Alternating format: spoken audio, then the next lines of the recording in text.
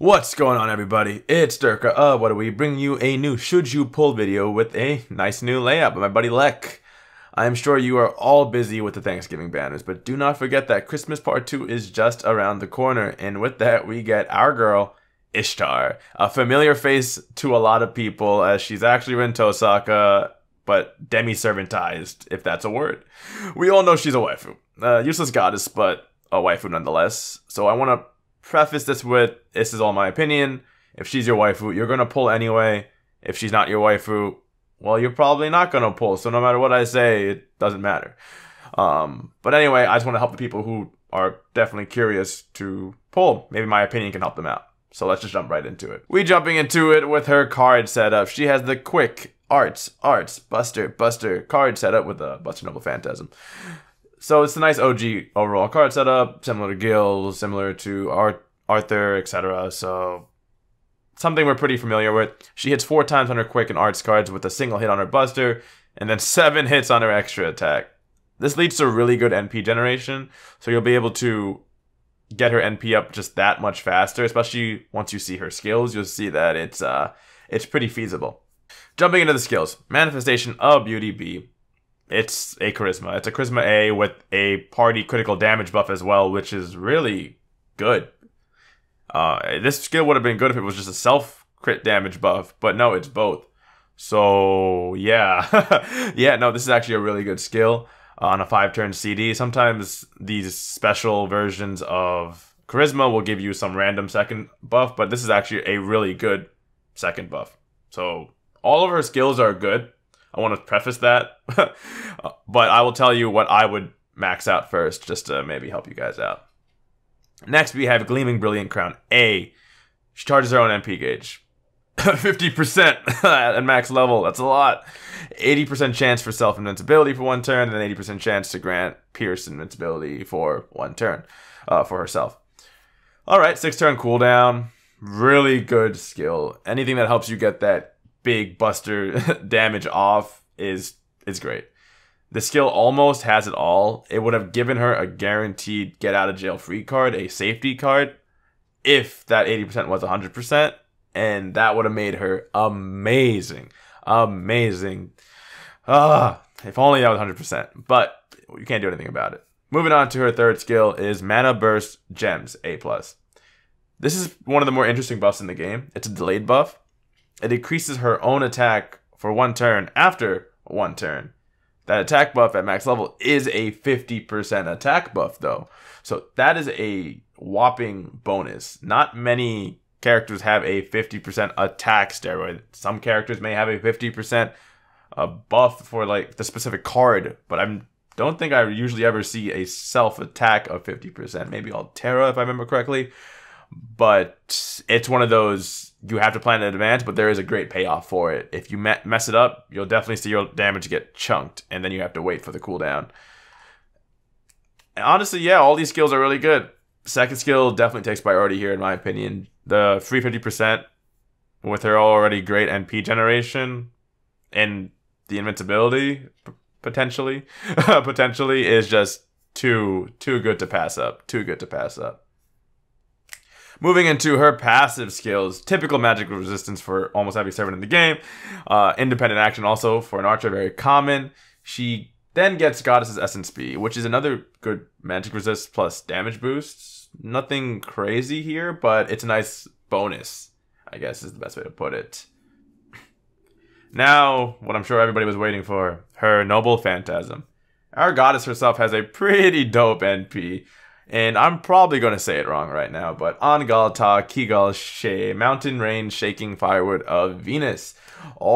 It's an all-enemy, anti-mountain Noble Phantasm.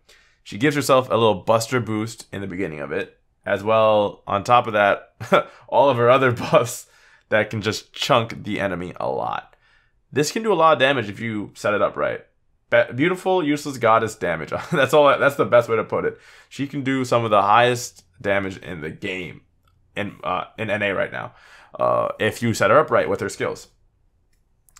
Moving on to her traits. you know, I go really quickly with the traits. I don't need to spend too much time on it. She's a good attack stat.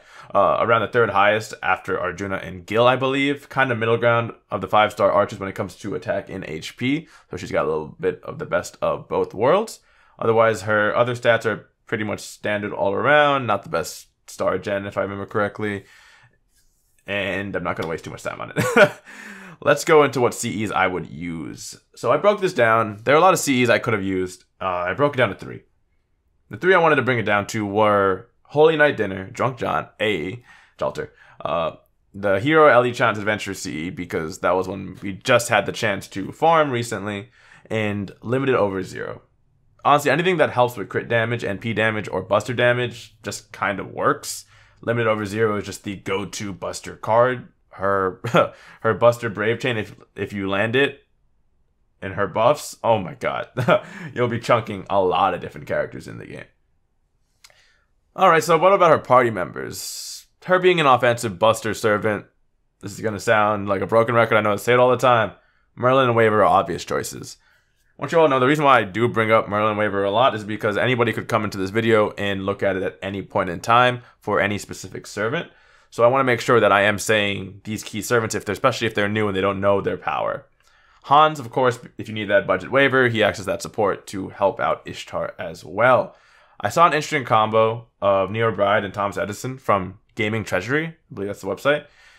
He does a lot of reviews of servants, and when I'm doing my research on servants, he's one of the 3 to 5 sources I use a lot of the time.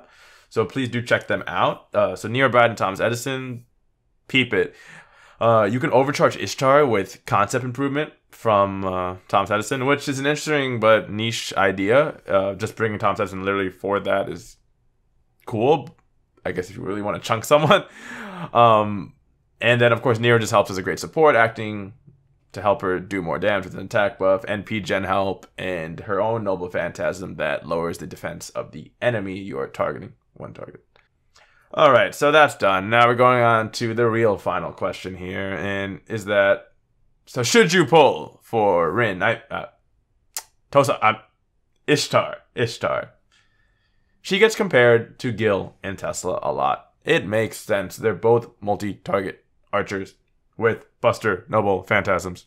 Makes complete sense, and honestly, they are better archers most of the time, in my opinion, especially in the future, and they're easier to use. Tesla becomes really good in the future. Gil is always good because he has a Noble Phantasm that's multi-target but can hit like a single target.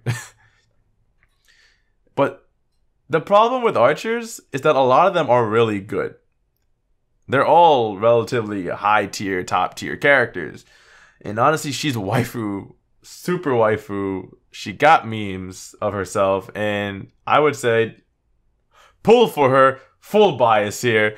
Based off pure usability, I see buff Tesla and Gil as a better option, but this is Rin Tohsaka. You guys know the memes, the defenseless. I'm not going to finish that sentence, but you guys know the memes. But yeah, no, I hope you guys did enjoy this little video. I am trying to keep these videos 10 minutes at max, just so it's not like those videos that take so long to show you everything. I get straight into the point. If you do think I'm doing a good job, like, comment, subscribe to become a weeb today. Make sure to check us out on Twitch and Twitter, linked in the description below. If you have any opinions or ideas or things I may have not said that are still helpful maybe to use with Ishtar or a way for me to do this better in the future, let me know in the comment section below. I am always open to feedback and criticism. But yeah, no, this has been Durka, and sayonara.